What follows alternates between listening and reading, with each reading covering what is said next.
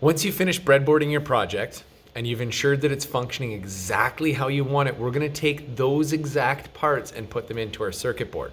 So once your circuit board comes out of the chemical etchant, we're gonna make sure that we get it nice and clean using some hand sanitizer and some sandpaper. It should be nice and shiny and look like brand new, fresh copper.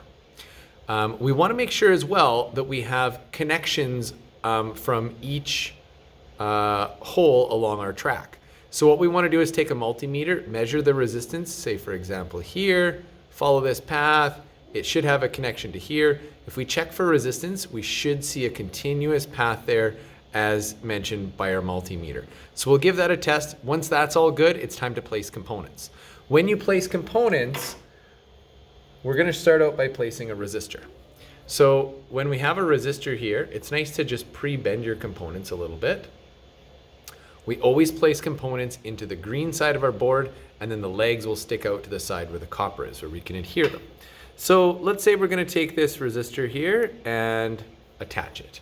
If we say put our resistor into our board like this, well, now our resistor's sticking up in the air.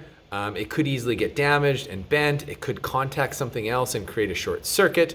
So what we want to do is take that resistor and press it right down flat. So ideally we want to see that resistor sitting right down flat to our board, and we want to see it centered so it isn't lopsided. Now you're going to find that sometimes when you tip it upside down, parts are going to start to fall out. So a good way to keep that from happening is once you put your component in, just slightly bend the leads like that, and then that'll keep it from falling out. So that's what your resistor should look like, nice and flat, low to the board. When you go to place your photocell is gonna go in nice and flat as well, just like that. And it should sit nice and flat down to your circuit board. See that there? There it is.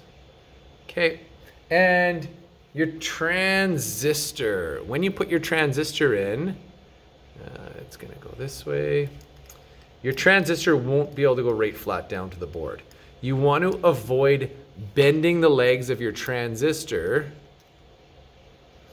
right up near the head of the body. So a transistor, you're probably only gonna get it sitting down about that far right there. Any lower than that, you're gonna start to really bend those legs right up at the head where it attaches to the body. And if that happens, you can break those legs off and damage your transistor. The last one that you're gonna look at is your LED.